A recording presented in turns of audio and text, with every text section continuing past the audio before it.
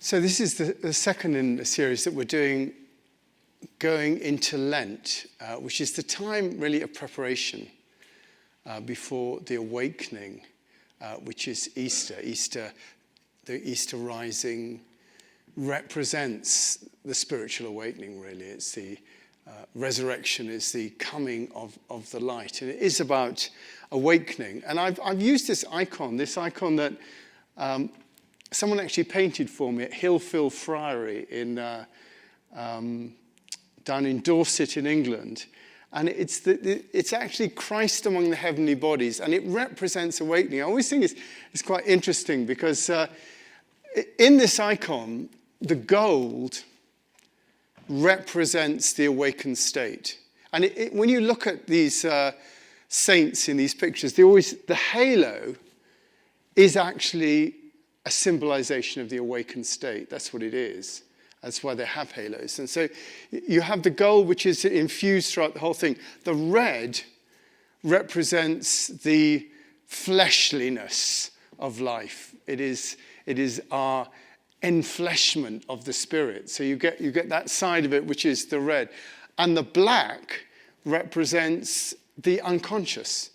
It is that which we are, is hidden from us to some extent, and it's that which we are unconscious of. So you've got the black and the red and the gold. And when you actually choose to have an icon, you can choose whatever verse you want. Oh, actually, one thing, the icon painter always paints their own face on the icon, funnily enough.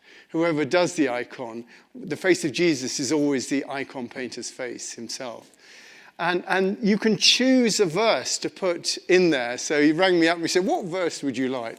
And the verse I chose actually is, come unto me all who travail and are heavy laden, and I will give you rest. And I thought that symbolized for me what the whole spiritual journey was about. So actually that does represent awakening. And when I do my daily meditations, I spend a time looking at it. And you can actually sort of gaze at the icon. There's a way of gazing at it. Icons are supposed to be the ability, just like with scripture, it allows you to see into the reality of truth. When you gaze at an icon, you can actually see into the reality of truth, apparently. I mean, I'm not yet sort of got into the sort of 3D-ness of it, but that's what that's all for. And it is about the nature of awakening. And really, as I said last week, what I think the awakening is about is, and I said this last week, that the issue, I think, the key issue that we're dealing with at the moment, and the awakening that's needed, is not some sort of, huge spiritual transformation. It is an awakening to the understanding that separation is an illusion. That in the world, people experience themselves as being separate, and communities experience themselves being separate, races, countries. And it is out of that experience of separation that all the conflict arises, and all the difficulty arises about me and mine, and I want my bits and things like that, when the true reality of the situation is that we are all fundamentally interconnected. Now, you can see that at a spiritual level, unity of consciousness and all that sort of business. That's one conversation. Or you can see it on a really simple level. When you look from space and you see the world there, you can see that we are one organism. It's quite obvious. There are no borders in space. You can't see, where Iraq ends and, it's complete man-made stuff.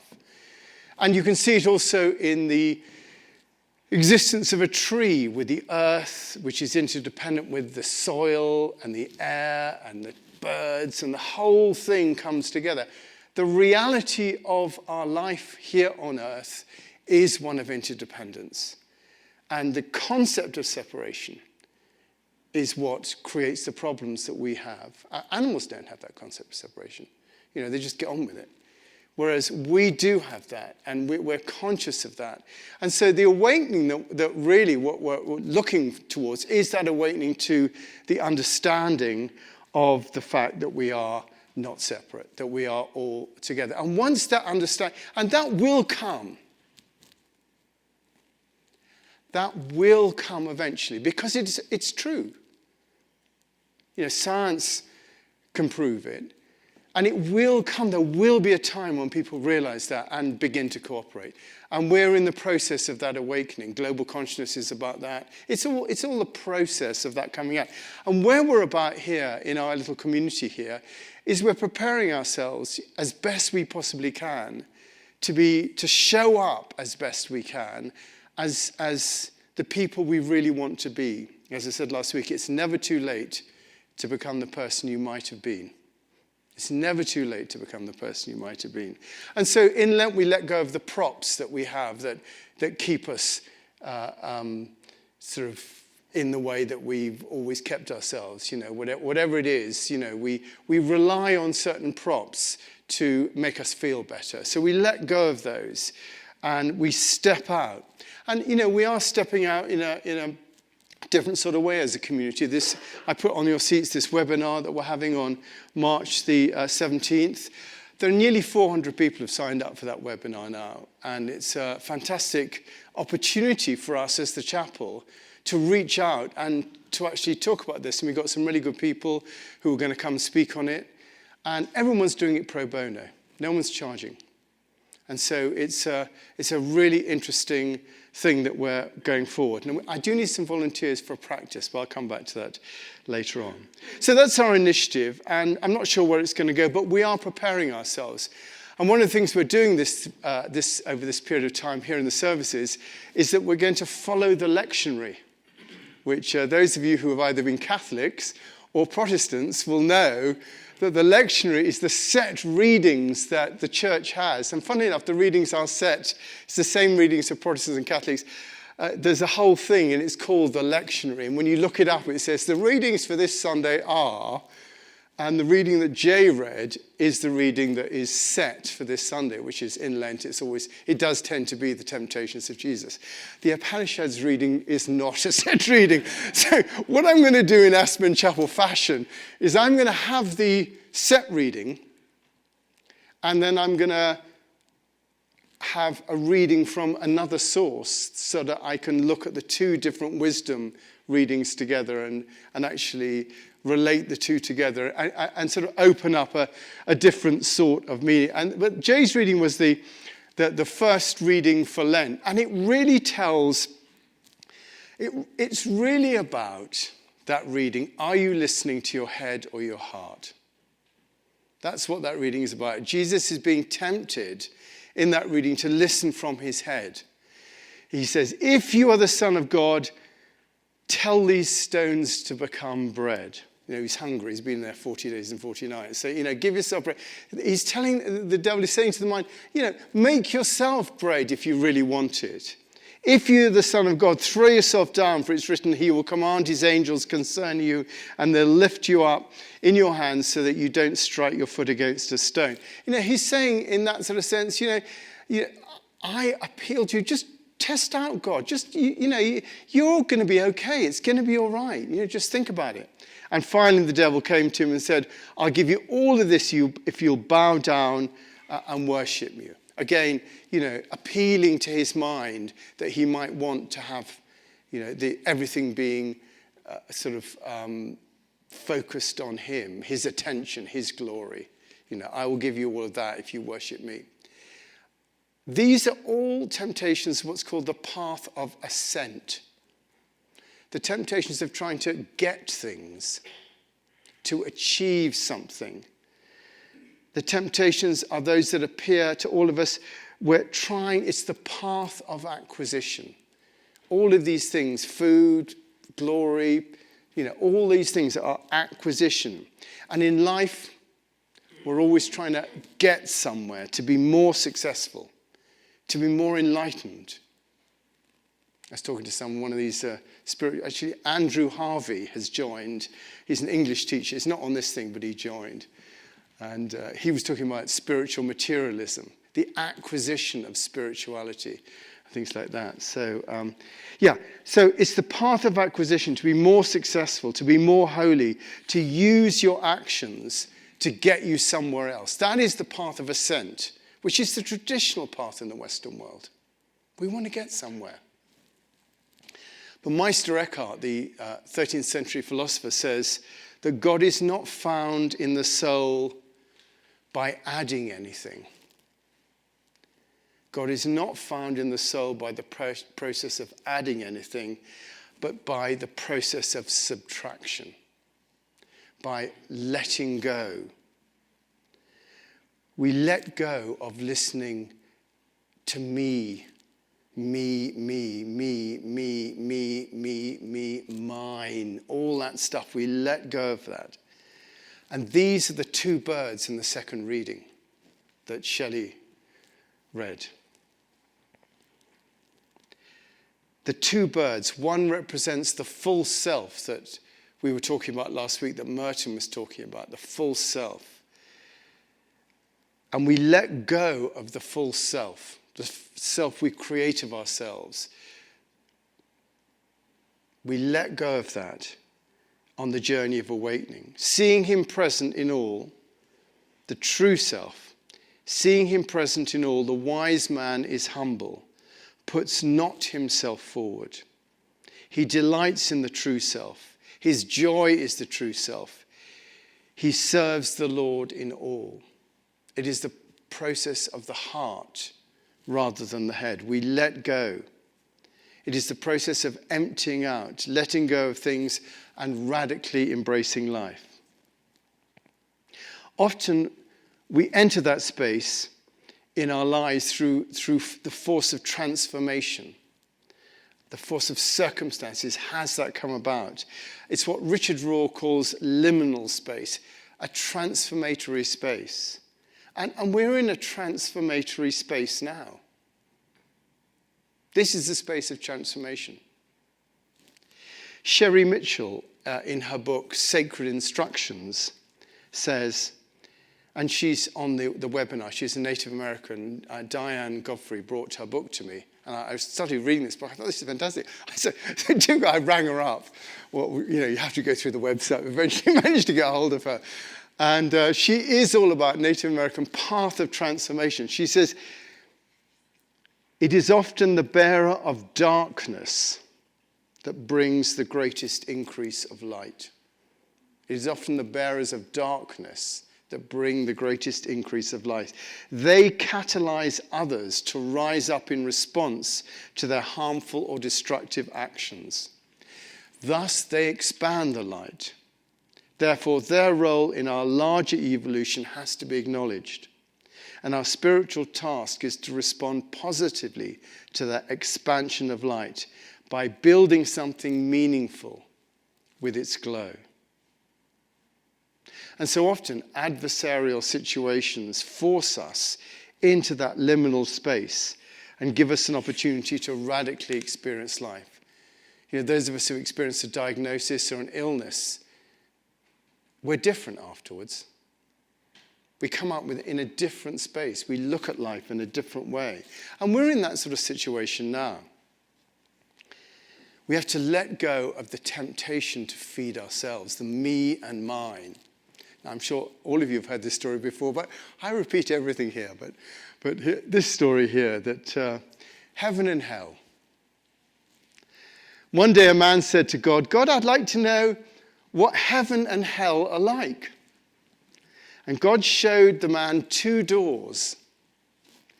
Inside the first one, in the middle of the room, was a large round table with a large pot of vegetable stew. It smelled delicious and made the man's mouth water. But the people sitting around the table were pale and thin and sickly. They appeared to be famished. They were holding spoons with very long handles, and each found it impossible to reach into the pot of the stew and take a spoonful. But because the handle was longer than their arms, they couldn't get the spoons back into their mouths. The man shuddered at the sight of this misery and suffering, and God said, you have now seen hell. But in the second door, the room appeared exactly the same. There was a large round table with a large pot of wonderful vegetable stew that made the man's mouth water. The people had the same long-handled spoons, but they were well-nourished and plump and laughing and talking. The man said, "I don't understand." And God smiled. "It's simple," he said. "Love requires only one skill. These people learned early on to share and to feed one another, while the greedy only think for themselves." That is the way of life. Those three temptations of Jesus are about feeding ourselves. If you are the Son of God, tell these stones to become bread. Let's get as many resources as we possibly can for ourselves. If you are the Son of God, he said, throw yourself down, for it's written, he will command the angels concerning you, and they will lift you up in their hands so that you will not strike your foot against a stone. Let's get our security sorted out. Let's make sure we're safe, that we are okay, that we are defended against anything else. So you've got feeding yourselves, making yourself secure. And finally, the devil took him to a very large mountain and showed him all the kings in the world and their splendor. All this I'll give to you if you'll bow down and worship you.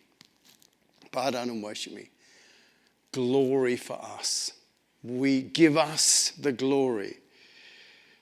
Security, resources, our own self-importance. Those are the temptations. But we are asked to serve. The first bird wants it all, tasting, the bitter fruit, the nice fruit. It wants everything like that. Whereas the other bird doesn't see himself as separate from everything else. Seeing him present in all, the wise man is humble, puts not himself forward. His delight is in the greater self. His joy is in the greater self. He serves the Lord in all. And that is what we're asked to do on the path of awakening, to look out from our heart and to share, and not from our head, which is just a lot of the time to take.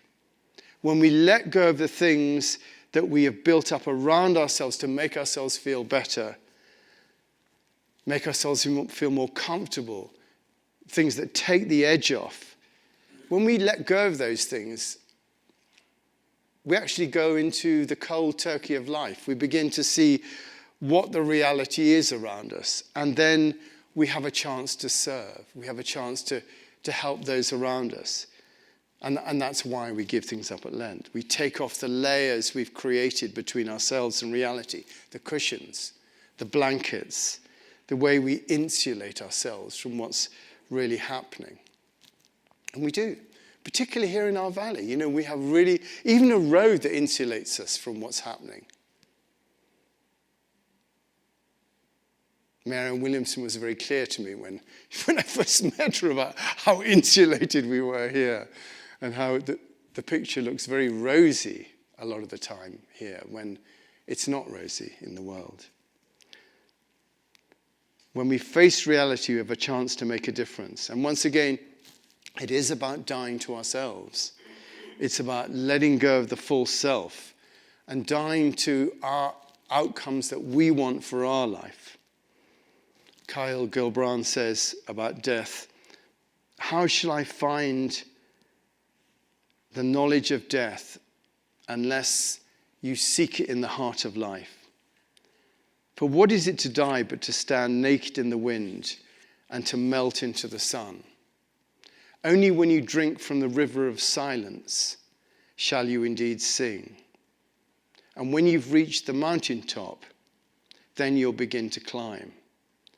And when the earth shall claim your limbs, when you die, then you shall truly dance. And that is the path of descent. It's the path of awakening. It is the path of letting go. And that's what we're asked to do. To let go of that path of acquisition and to see what comes to us and to see where we can serve, to see how we can offer that spoon to somewhere else. And it is in that service that that things will come about. I always think that the greatest question, the question that will solve all the world's problems, one simple question is, if people ask this question, it would solve everything. And the question is, how can I help? What can I do? And we need to get into that mindset with those around us in order to move forward into that awakening for us and for the world around us. So, as we always have an opportunity to say something, come back at me of what I'm going to say, or make a contribution to the conversation, often when we do have this conversation, it moves us on to the next level. So I just wondered if anybody has anything that they'd like to say about what we've been talking about, or anything else that's come into your mind or your head. Bruce, yes, thank you. I like your new technique. Thank you very much, Bruce. Just stick with it. And then I do remember that last week you did sort of commit to sort of giving something up for Lent. How's that going? It's going very well, thank you very much indeed. Yes, Well, seriously, yes, I have. you're tip-top today. Yes, I've given up drinking for Lent. No, it's working very well, actually. I really do enjoy it, because I actually like not drinking. But when you get home, you think, oh, I'll have a drink, whatever it is.